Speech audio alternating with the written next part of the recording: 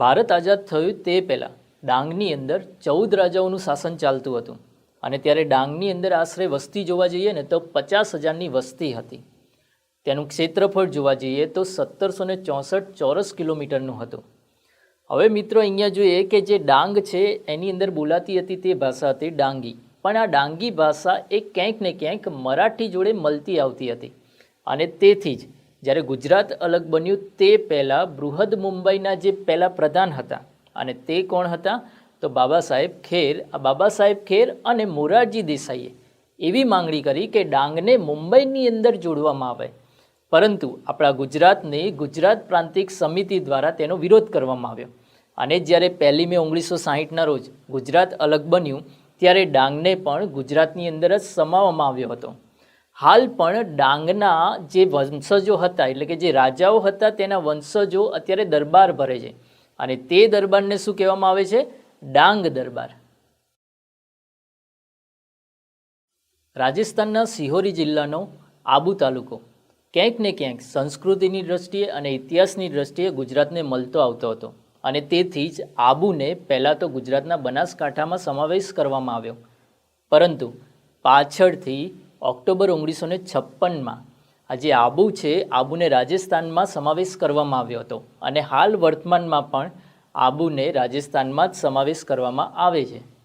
હવે ભારતને આઝાદી મળી તે પછી પણ અમુક પ્રદેશો ઉપર વિદેશી સત્તાઓ હતી, તેની વિશેની વિગત મેળવીએ તો પોર્ટુગીઝોની સત્તા હતી અને બીજું જોઈએ તો ફ્રેન્ચ લોકોની સત્તા હતી. એમાંથી પોર્ટુગીઝોની સત્તા ક્યાં ક્યાં હતી? તો એક તો જોઈએ કે દાદરા અને નગર હવેલી હતી, ગોવા એ હતી અને દીવ અને દમણ એ હતી. તે ઉપરાંત જોઈએ તો ફ્રેન્ચની જે સત્તા હતી એ ક્યાં હતી તો પુડુચેરી હતી. પહેલાં નામ શું હતું? પોંડુચેરી. 2006ની અંદર તેનું નામ બન્યું પુડુચેરી. પહેલાં આપણે વાત કરીએ કે પોર્ટુગીઝોનું શાસન હતું તે પ્રદેશોની. દાદરા અને નગર હવેલીને ઈસવીસન 1954માં પોર્ટુગીઝોના શાસનમાંથી મુક્ત કરાઈ.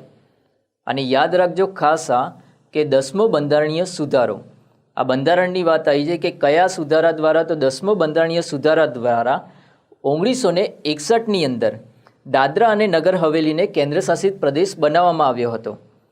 બીજા પ્રદેશ જોઈએ કે ગોવા, દીવ અને દમણ, તેને પોર્ટુગીઝોના શાસનમાંથી મુક્ત કરાયો 1961માં અને 12મા બંધારણીય સુધારા દ્વારા પહેલાં જે સુધારો હતો તે હતો 10મા બંધારણીય સુધારો અને એ કોના માટે હતો? તો એ હતો દાદરા અને નગર હવેલી માટે. હાલ જે સુધારો આવ્યો છે તે 12મા નંબરનો બંધારણીય સુધારો છે અને તે છે ગોવા, દીવ અને દમણ માટે. અને 1962ની અંદર ગોવા, દીવ અને દમણને કેન્દ્ર શાસિત પ્રદેશ બનાવવામાં આવ્યો, પરંતુ 1987ની અંદર એક નવો સુધારો આવ્યો અને એ સુધારો એટલે 56મા નંબરનો બંધારણીય સુધારો. અને 56મા નંબરના બંધારણીય સુધારા દ્વારા જે આપણું ગોવા જે કેન્દ્રશાસિત પ્રદેશ હતું તેને 25મા નંબરનું ભારતનું રાજ્ય બનાવવામાં આવ્યું. એટલે કદાચ આવો પ્રશ્ન પણ આવી શકે કે ગોવા એ ભારતના કયા નંબરનું રાજ્ય છે? તો યાદ રાખવાનું 25મા નંબરનું રાજ્ય. હવે આપણે જોઈએ કે જે ફ્રેન્ચ લોકો હતા તેમનું શાસન હતું તે પ્રદેશો કઈ રીતે કેન્દ્રશાસિત પ્રદેશ અથવા તો રાજ્ય બન્યા? તો ફ્રેન્ચ લોકોનું જે શાસન હતું તે હતું પુડુચેરી, યેનમ, માહે, કરાઈકલ અને ચંદ્રનગર પર. અને આ બધા જ વિસ્તારોને સમૂહમાં આપણે કહી શકીએ કે પોંડુચેરી. ઈસવીસન 1954ની અંદર ફ્રેન્ચ સરકારે આ વિસ્તારો એ ભારતને સોંપી દીધા અને 1956માં આ વિસ્તારોની સંધિ થઈ. ઈસવીસન 1962 સુધી એક્વાયર્ડ ટેરિટરી તરીકે આ વિસ્તારોનો ઉલ્લેખ ચાલતો હતો, પરંતુ ઈસવીસન 1962 પછી જ પોંડુચેરીને કેન્દ્રશાસિત પ્રદેશ બનાવવામાં આવ્યો.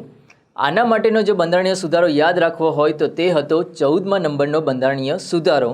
અને ઓર એક પ્રશ્ન યાદ રાખવાનો કે પોંડુચેરીનું નામ 2006ની અંદર બદલવામાં આવ્યું અને નામકરણ કરવામાં આવ્યું પુડુચેરી.